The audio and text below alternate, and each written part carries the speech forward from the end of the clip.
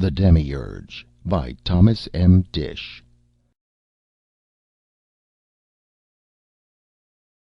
As if one mystery of creation weren't enough, there was the myth of the Demi-Urge.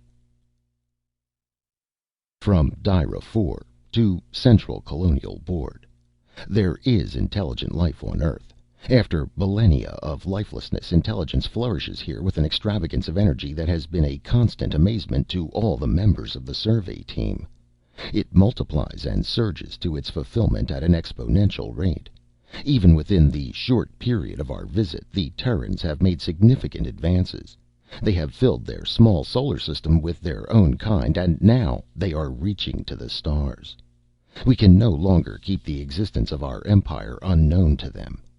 And, though it is as incredible as the square root of -1, the Terrans are slaves. Every page of the survey's report bears witness to it. Their captors are not alive. They do not, at least, possess the properties of life as it is known throughout the galaxy. They are, as nearly as a poor analogy can suggest, machines. Machines cannot live, yet here on Earth machinery has reached a level of sophistication and autonomy quite unprecedented. Every spark of Terran life has become victim and bondslave to the incredible mechanisms. The noblest enterprise of the race are tarnished by this almost symbiotic relation. Earth reaches to the stars, but it extends mechanical limbs. Each ponders the universe, but the thoughts are those of a machine. Unless the Empire acts now to set the Earth free from this strange tyranny, it may be too late. These machines are without utilitarian value. They perform no function which an intelligent being cannot more efficiently perform. Yet they inspire fear, terror, and even, I must confess, a strange compulsion to surrender oneself to them. The machines must be destroyed. If, when you have authorized the liberation of the Terran natives, you would also recall Miro 6, our work could only profit. Miro 6 was in charge of the study of the machines, and he performed this task scrupulously. Now he has surrendered himself to this mechanical plague. His value to the expedition is at an end. I am enclosing under separate cover his counsel to the Central Board at the insistence of this tedious lunatic. His thesis is, of course, untenable, an affront to every feeling. From Miro 6 to Central Colonial Board. I have probably been introduced to the deliberations of the Board as a madman, my theory as an act of treason. Raran, too, of the Advisory Committee, an old acquaintance, may vouch for my sanity. My theory will, I trust, speak for itself. The machines, of which Dyra 4 is so fearful, present no danger to the galaxy. Their corporeal weakness, the poverty of their minds, the incredible isolation of each form, physically and mentally, from others of its kind, and, most strikingly, their morality, point to the inadequacy of such beings in a contest of any dimension. This is no problem for the Colonial Board. It is a domestic concern. The life forms of Earth are already developing a healthy autonomy. Their power was long ago established. As soon as our emissaries have completed their task of education and instructed the Terrans in the advantages of freedom, the revolution will begin.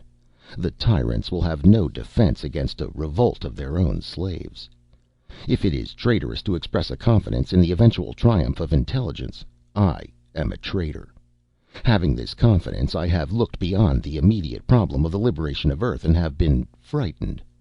The machines of Earth are a threat not to the power of the Empire, but to its reason. A threat which the obliteration of the last molecular ribbon of these beings will not erase. For we cannot obliterate the fact that they did exist, and what they were. Although these beings bear a crude resemblance to the machinery manufactured by the Empire, they are not machines. They are autochthonous to Earth, unmanufactured. They are the true Terrans. Moreover, the Terrans whom Dyra 4 would liberate are not, in the eyes of their enslavers, intelligent nor yet alive. They are machines. We, the entire galactic empire, are machines. In the younger regions of the galaxy, a myth persists that life was formed by a Demi-Urge, a being intermediary between the all-knowing and the lower creatures. The existence of man, as the beings of Earth term themselves, makes necessary a serious re-examination of the old tradition. It is said that man, or beings like man, the photosynthetics of the Andromeda Cluster, the bristlers of Auric IV, created prosthetic devices for their convenience, and when they tired of their history, breathed their own life into them and died. On Earth the legend is still in process.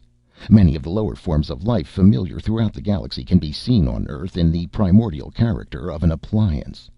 Man regards the highest forms of life, as we know it, as tools, because he made them. How can we deny the superiority of the Creator? How will it feel to know we are nothing but machines? This is the question that has so unsettled Dira 4. Recently, 4 of his memory banks have had to be repaired. I don't speak in malice. His dilemma will soon belong to all of us. And yet, I am confident man himself has legends of a Demi-Urge. We are his equals in this at least. Besides, the physical properties of his being are ordered by the same laws as ours. He is as unconscious of his Maker as we so long were of ours. The final proof of our equality, and the need for such a proof is only too evident, can be had experimentally. Do not destroy man. Preserve enough specimens for extensive laboratory experiments. Learn how he is put together. Man's chemistry is elaborate, but not beyond our better analysts. At last, refashion man. When we have created these beings ourselves, we will be their unquestionable equals, and creation will be again a mystery. History demands this of us. I am confident of your decision.